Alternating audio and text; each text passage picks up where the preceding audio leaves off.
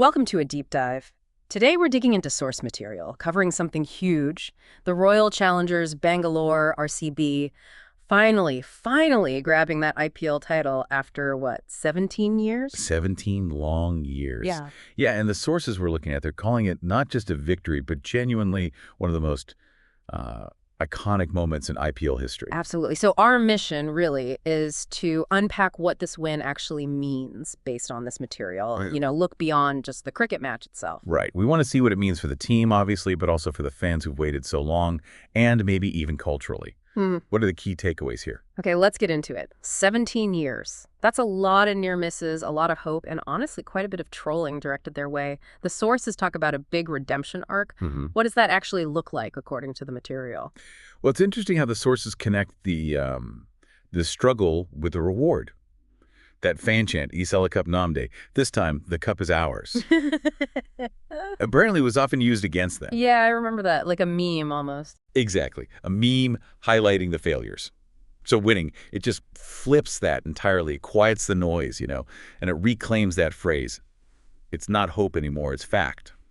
So more than just lifting the silverware, it's like rewriting history after being called chokers for ages. Precisely. That label is gone now, replaced by champions.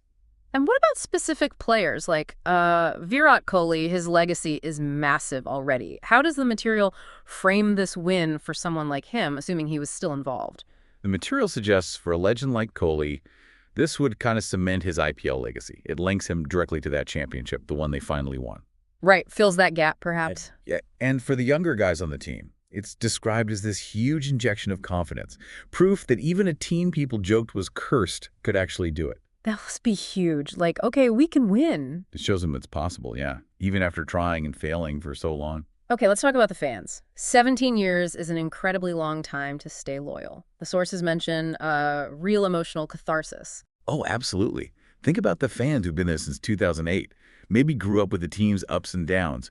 For them, this win feels personal. You can imagine. It's the payoff, right? Yeah. For all that belief, for putting up with the choker jokes, now it's just pure pride. The sources really nail this shift, calling it from memes to pride. Memes to pride. That captures it perfectly.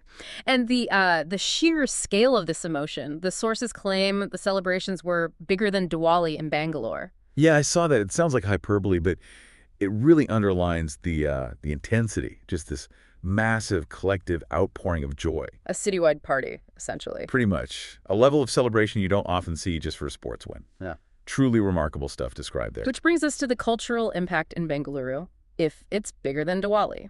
And there are jokes about naming babies after players. Right.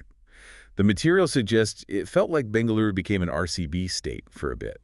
That idea about naming kids Virat or Faf or just RCB, it shows how deep this runs, doesn't it? It really does. It's more than just sport at that point. Definitely. And the victory parade idea. Comparing it to India's 2011 World Cup win, that's suggesting something absolutely massive. A truly historic public event. Incredible to think about. Now, one weird thing mentioned briefly in the source material, a rumor about RCB getting banned after winning. What's that about? Yeah, that was odd. The sources clarify pretty quickly it's baseless. Teams don't get banned for winning, unless there's some major violation, which wasn't the case. So where did the rumor even come from? The material speculates it might have actually sprung up because the celebrations were so wild. Maybe some fans got a bit carried away, sparking crazy theories. Okay. So a testament to the passion, maybe getting a bit out of hand and fueling rumors. Kind of, yeah. Shows the intensity even in the weird side stories. So definitely no ban, just legendary levels of celebration. Okay, pulling it all together then, the team's journey, the fans' release, the cultural explosion. What's the big takeaway here from this deep dive? I think the core message across the sources is really about loyalty and perseverance. Yeah. And just sticking with it, belief against the odds. The long game paying off. Exactly. A team that was maybe a running joke becomes legendary. It's that ultimate payoff story. So for you listening, why does this specific story hit home? Even if you're not a cricket fan, maybe. It taps into something universal, right? I think so. It's fundamentally about struggle, isn't it? Facing years of disappointment, even ridicule, and then that massive emotional release when you finally break through. That validation after such a long fight. Precisely.